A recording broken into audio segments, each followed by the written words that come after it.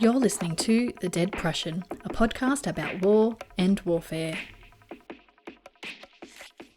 There seems to be a lot of talk about Russian military power.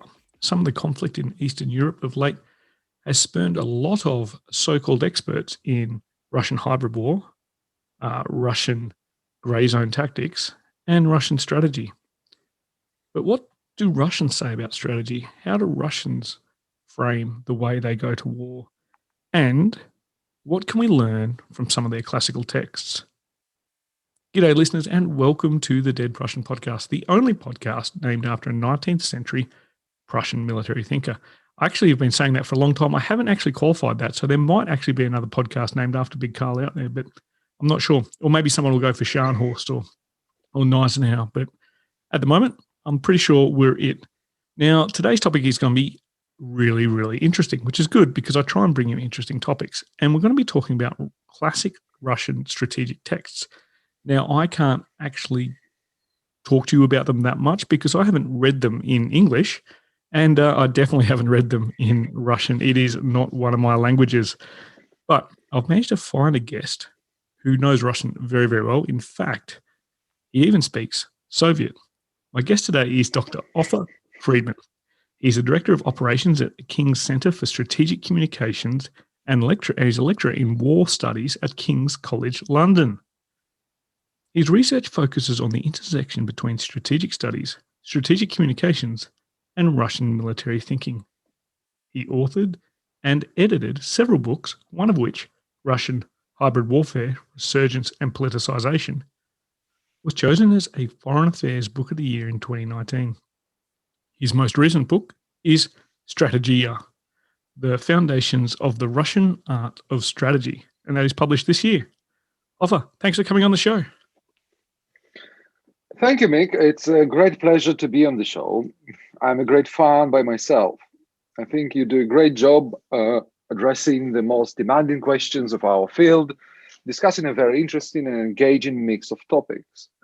So as an addicted listener of the show, it's my pleasure to contribute to these discussions by myself. Now, ladies and gents, that is the best greeting I've had from a guest on the show ever. And we're just going to cut the show there because that's perfect. No, we better go on and talk about the Russian way of war because I've got people interested. And I know people are really interested. And as someone who has worked in strategic communications, studied and continues to research in strategic communications, I find this fascinating. I wish I had found you earlier, but I've got you now. So, Ofer, before we start discussing the Russian way of war, I'm interested, and I don't really care what the listeners are interested in, but I'm really interested in understanding what got you interested in studying strategic communications and conflict. Wow, this is a very big question to answer.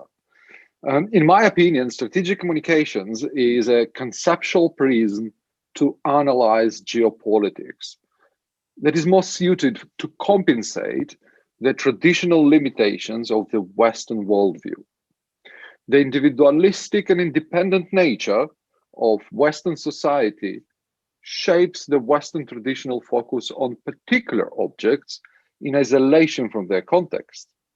In other words, instead of focusing on system as a holistic whole, Western strategists tend to disaggregate issues into separate boxes or elements in a kind of belief that once they understand the system's individual elements, they can then aggregate them and understand the system as a whole.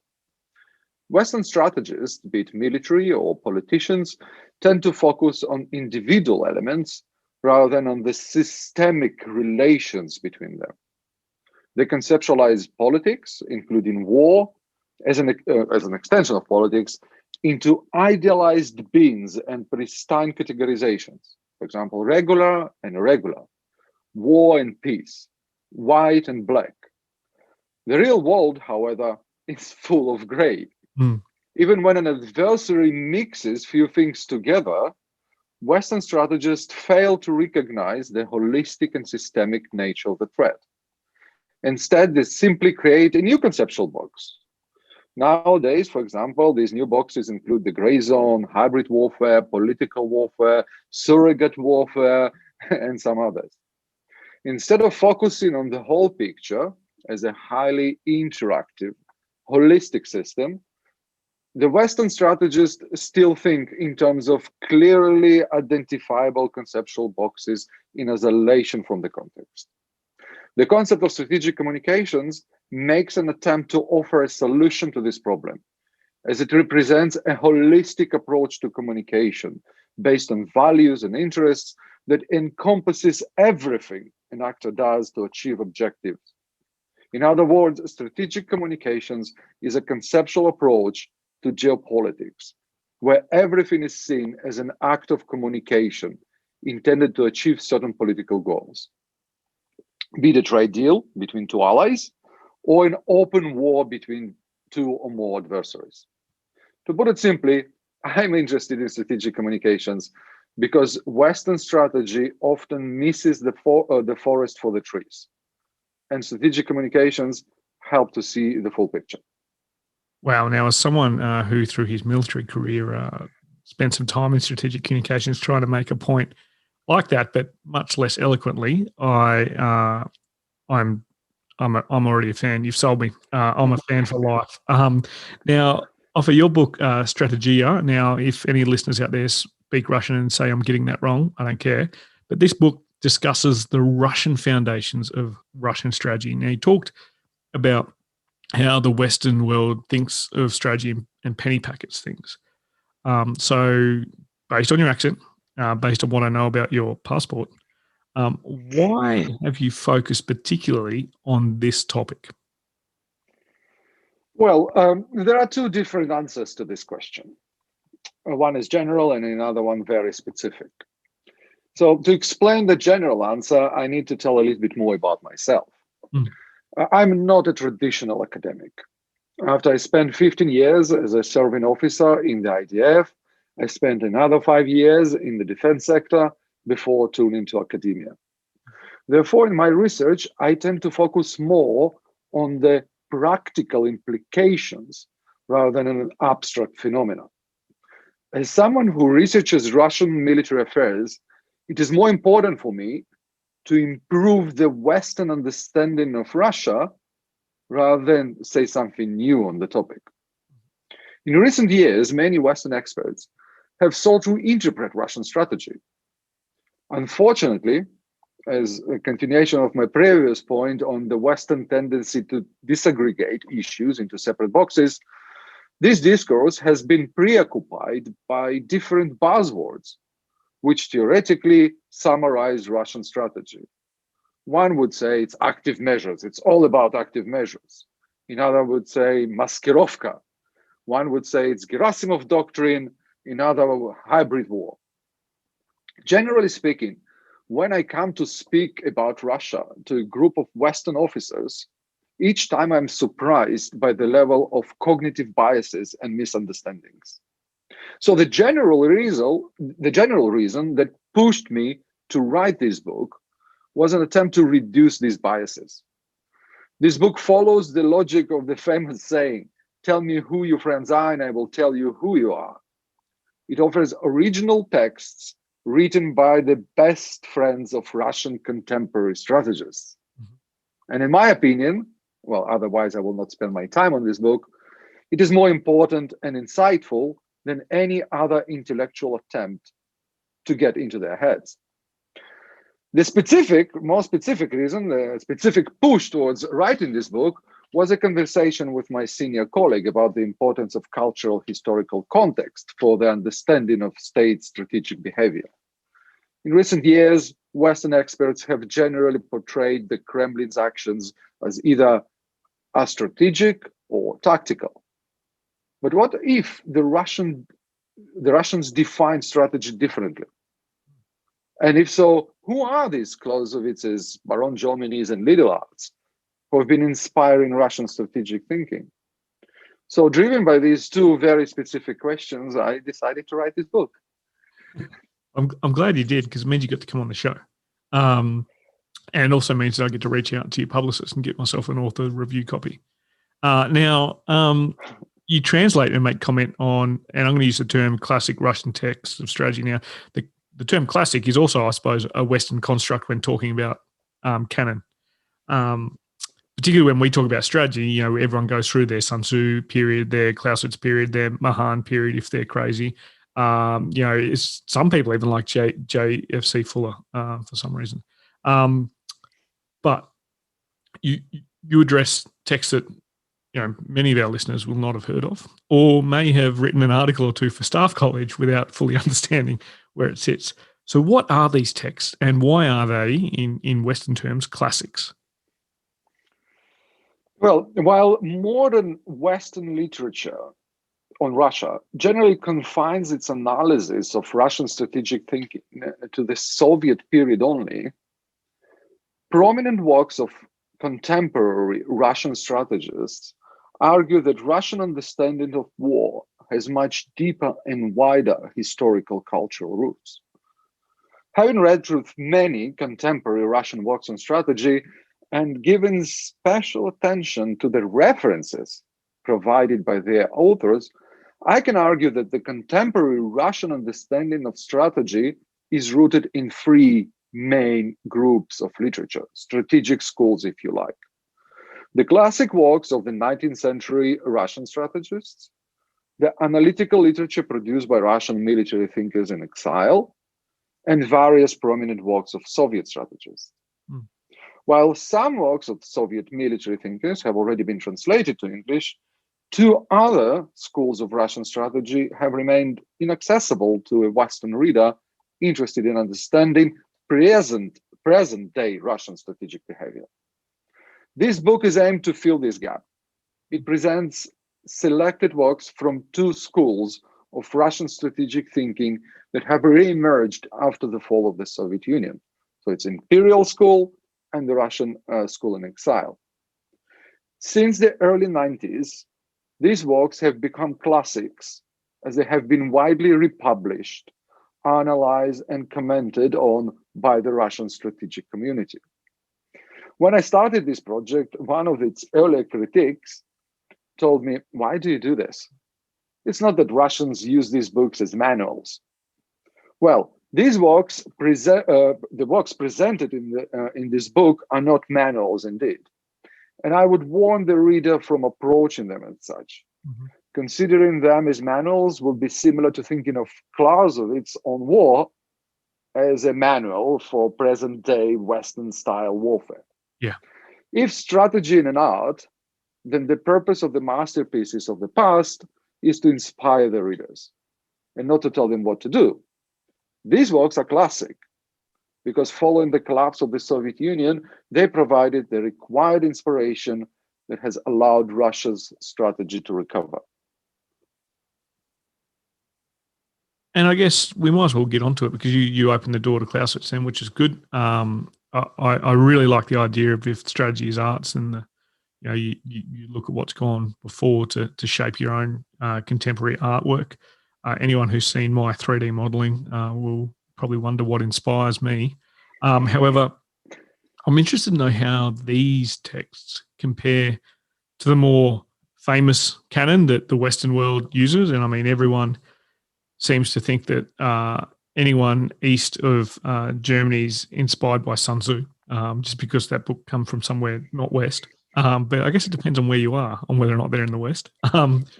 But how do these texts compare to Sun Tzu, Clausewitz, Jomini, Mahan? Are they? Is there a way of comparing them, and what is it? Well, Russian strategic thinking, similarly to the Russian culture in general mindset, is situated between West and East. It combines, to a certain extent, the Western individualism and the Eastern collectivism. As an extension of it, Russian traditional approach to war and strategy is more holistic than Clausewitz, but more analytical than Sun Tzu. Russians do not necessarily subscribe to either of them, but pick and choose from both, whatever fits their own blended culture. Clausewitz, being a product of the Western analytical thinking, tried to analyze war as an element of political system. Sun Tzu, being a product of the Eastern holistic thinking, tried to comprehend war as a type of interaction between elements in the search for balance. The Russian approach to war mixes and matches between these two very different approaches, producing something uniquely Russian, but close enough to be easily understood or misunderstood, as it's not too different in both the West and the East. It's interesting the way you talk about the analytic versus the holistic point of view. I'm sure there's a lot of listeners now where the penny's finally dropping on some of those, and hopefully we can inspire a few staff college essays for next year, because we know that most of the war colleges through their strategy bit, and they're all deep into the operational study. Now, how do we see the influence of these texts in contemporary conflict? Well, for example, the founding father of the Russian strategic thinking, Heinrich Lehr, who was rediscovered in the 90s, stated that the main goal of strategy is to grasp the question of waging war at a given moment in all its aspects and solve it according to the prevailing situation. In other words, to define a reasonable goal and direct all forces and means towards its achievement in the shortest time and with the least sacrifices. Think about it. If this focus on achieving results in the shortest time and with minimum costs is the inspiration behind modern day Russian strategy, accusing the Kremlin of astrategic or tactical behavior that does not focus on long-term strategic goals, well, it's similar to accusing a painter of being an impressionist and not a realist. Yeah. Another example, Nikolai von Medem, the first Russian true professor of strategy, who worked with both Jomini and Clausewitz in the early 19th century, put in 1836, all great commanders were truly great because they based their actions not on pre-existing rules, but on a skillful combination of all means and circumstances. 30 years later, in 1869, Heinrich Lehr stated, military art, as any other art, consists of two parts. The first part is elementary knowledge that gives basic rules and guidelines. The second is the sublime ability to combine and create. Now, think about it. The idea of combination has much deeper roots in Russian strategic thinking that is commonly assumed in the West. For example, this idea of so-called Russian hybrid warfare, which combines the use of military and non-military tools in an integrated campaign that since 2014 preoccupied Western conceptual discourse, accusing the Kremlin of blurring the line between war and peace. The common problem of contemporary Western analysis of Russian strategic thinking is that it approaches it as either a transformation or a transition from Soviet strategy, ignoring the Russian imperial school or the influence of Russian military thinkers in exile. If this idea of combination expressed by the imperial strategist is the inspiration behind present-day Russian strategy making, then we should not be surprised that the Kremlin does not subscribe to the Western idealized beams of strategy, ends, means, and ways, or pristine distinctions between military and non-military tools. So I guess that leads us to the most important thing of any discussion of strategy on any product or communication means that hopes to be educational. I'm not saying we are educational, but we do hope to improve people's level of understanding of some things, whether or not it's just my penchant for dad jokes. But what are some of the key lessons other nations can learn on the Russian approach to strategy through these texts? Well, I believe there are two main lessons to be learned.